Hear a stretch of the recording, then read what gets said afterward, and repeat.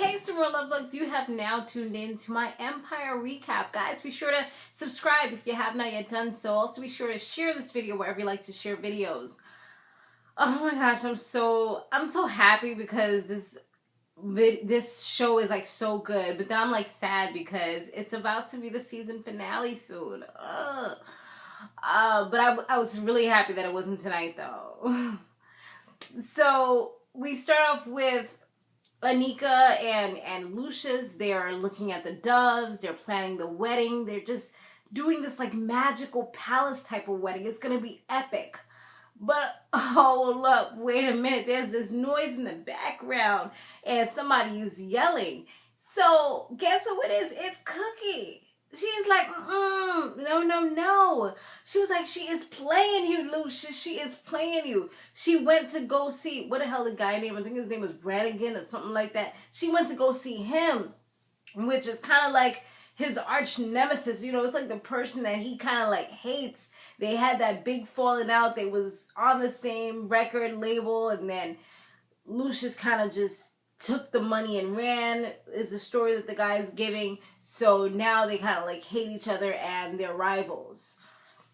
And she also had paid Portia to spy on Cookie, but it kind of backfired on her because Portia don't play that. Portia is loyal, and Portia took that money. Yes, she did. And she flipped the script, and she also did some investigating on Miss Anika. Yes. So Miss Anika just got screwed all the way around. Yes, she did. And exposed, too.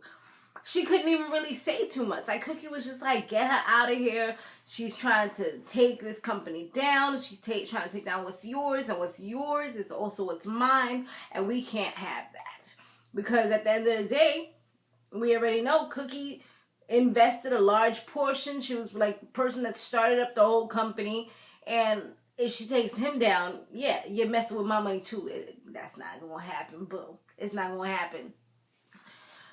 Lucia tells Anika that she better not tell this guy anything about his ALS, because if so, it's going to be bad for her. And she thinks like he's trying to threaten her, but he's like, nah, your father will get charged for fraud as well. Which, you know, that's great leverage. That's a great way to hold somebody's tongue, because now it's like, dang, what can I do? If I do this, my dad can get in trouble. Yeah, and you're not connected to Lucius anymore, so there goes your whole livelihood, because Lucius would have given you your own money. That was the plan, but now you have to go back to using your dad's money for the most part. So yeah, then they had like this big raid where they were like, I think they were kicking out people that she hired or that she put on board, like everybody. Like they was just like left and right. People was just getting left, you know, kicked out.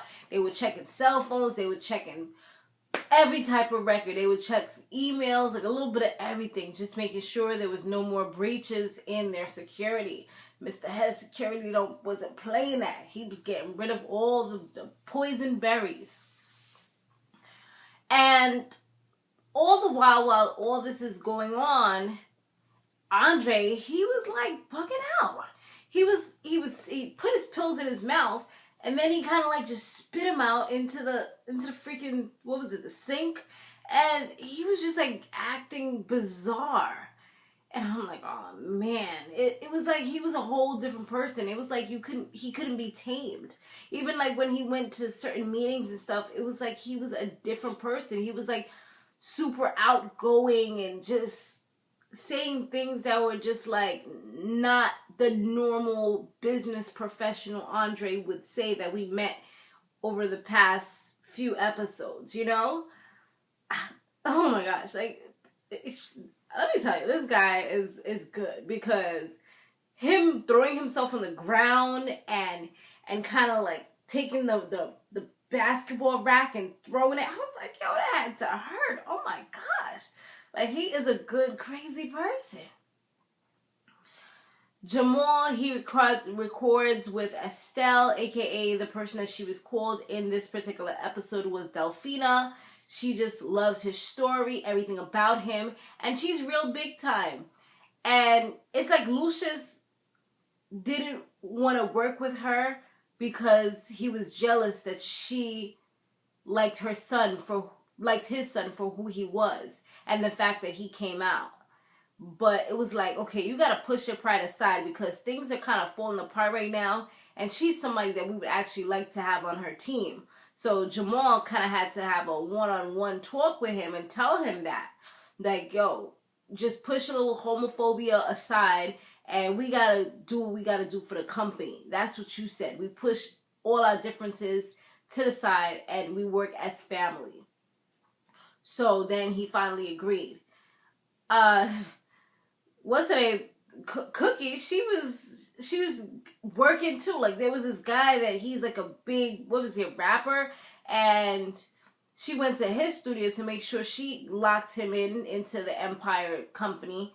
And she had to like go blow for blow, like drink for drink, in order to get that respect from him. You know, the street type of thing. And he was like, yo, if you take that last shot and you still standing, then I'm with you. I'm with Empire. And that's exactly what she did. She was drunk as ever. Oh my gosh.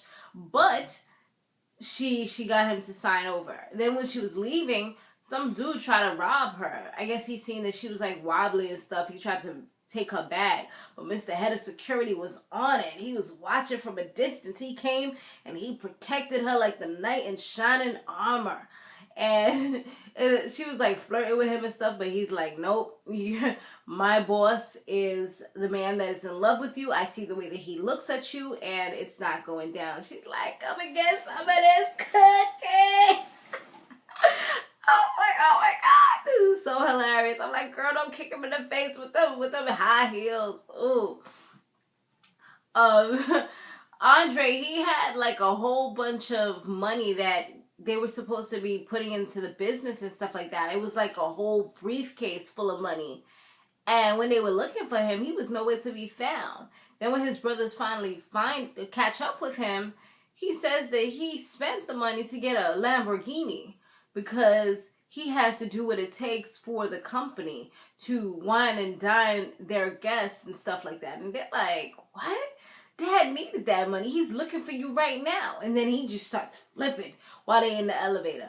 And I'm like, oh my gosh, there's a closed space. I was like, could it be me? I'd have been in the corner, like, just like, oh my gosh, I'm not, guys, see, I'm getting all hyped just thinking about it. I'd be like, I can't do this. I don't do elevators. We in the elevator, you gotta be still. We don't play that moving around, jumping around, shaking. Nah, chill. Just quiet. And let's wait until we get to our destination. You know what I mean? Like one of those. But no, then they were scruffling. They were like fighting. He was being so aggressive. He was sweating like a panther. I don't even know if panthers freaking sweat, but he was just like sweating profusely. It was crazy and nasty. And he was just like, it was just like a crazy scene in the elevator. And it was even times where he was hugging like Hakeem, and I felt like he was like gonna snap his neck. It was like he was so unpredictable. You didn't know what his next move was gonna be. Oh my goodness.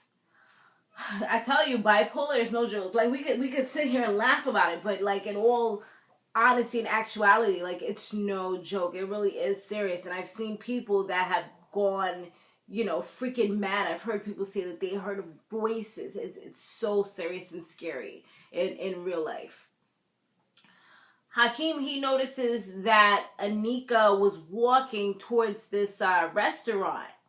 And he rushes up to talk to her. He's like, yo, why are you doing this? And I thought we were family. And I really care about you. And then she says her little piece. And then he gives her a hug. And she notices when she looks that the place where she was headed, which was to talk to Tiana, to have like a little meeting with her to make sure she locks her into other business, into other company, Miss Cookie Lyons was already there talking to her. She's like, you dirty little.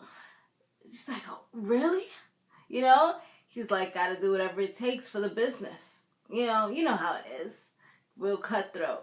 So that's when all Hakeem's friends were there as well, and they kind of like built like a barricade, like, you ain't going nowhere. Tiana's gonna be talking to my mama right now, and that's just it. So they talk, and she pretty much settles everything. The only thing that was a little messed up was that Tiana, she wanted to be back with Hakeem, but Hakeem was just like, he can't do that. He was like, he's not gonna lie. Although he knows they want to do whatever it takes, he is in love with Camilla. And I'm like, are you really in love with her? Or do you think you're in love with her? Like, you're getting better with your mama now, so you're probably not going to want her too much later. Like, I feel like she's just the type that's going to try to use him. And you know what? I feel like Rhonda, which is what's his name? Andre's Andre's wife. I feel like she kind of helped to get him to this point where he is so outraged and so crazy and just thinking about the business that he turned crazy. I mean, he already had it in him. We know that. But I just feel like she kind of pushed him so much and kept on embedding this into his head. Like, oh, we got to get this. We're going to do this. This is all about the business. This is all about this. I feel like she ultimately led him to have this breakdown. Because that's what he was mainly focused on. That was his main goal. And he's not seeing it happen. He's not seeing it able to be accomplished. Especially after his father told him that him marrying a white woman has caused him to not be able to ever be able to accomplish that dream that he has right now. Or to accomplish that goal. So it's like, as long as he's with her, it's not going to happen, pretty much. From what his father told him. Lucius, Hakeem, Cookie, and Tiana, they meet up with Delphina, and well, it was really Lucius and Hakeem Lucius and Jamal that was having the meeting with her, and she tells him how much she loves Jamal, and she loves the song. You're so beautiful. You know that song. And you're I don't know the words, you guys, but I really enjoy that song. There was another song they played. Oh, the one with Delphina and Jamal. That song, like, I don't know. Like, I think I've liked all their songs on this thing. Like, I need to try to get the soundtrack or something like that. I really do. Yeah, so then they sing the song. All of them are singing, and it's just, like, amazing. And it's right there in the venue that they were at. It was just, like, a whole family thing. It was Jamal, Hakeem, Cookie, Lucius. It was really nice to see. So Andre went back to him. They have him in one of the boardrooms, and he's like super, like totally bugged out. It's almost like he's on drugs the way that he's acting. He wants to get out of there, and they have specific orders to not let him out. The head of security is trying to keep him in, and he tries to fight him. They kind of like slam him on the table, like, you're not leaving, and he calms down for a moment. Then he tries again to get out, and that's when he took like the basketball. It was just like he threw it all over the place. It was just like crazy, like a mad scene. And his father comes and everything and sees that he's having this breakdown. His wife eventually comes, and when the EMTs come, they give him, I guess, like a tranquilizer or some kind of medicine in order to calm him down, and they make them sign a release that they can hold him or detain him for 48 hours at least. And Lucius didn't even want to sign it. He was just like, oh, she's next of kin, and just let his wife be the person who signed that away. He didn't even want to be involved with that. I feel like Lucius, he just wants to really keep things under wraps. So now, from what I've seen in the commercial, it looks like he's going to try to make sure that it doesn't get out that one of his sons is bipolar. You know, how he, just the same way that he tried to hold back the fact that one of his sons was gay, but that kind of came out.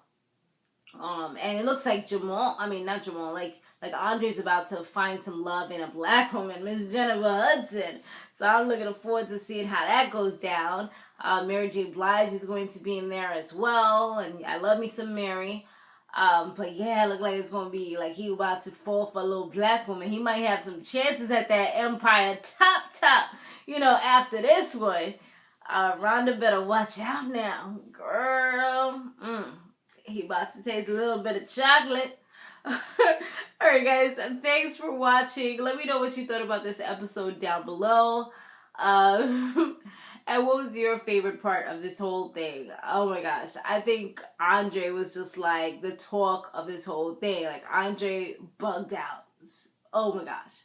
Alright guys, thanks for watching. Be sure to stay fabulous, live free, and soar limitless. I'll see you in the next one. Later.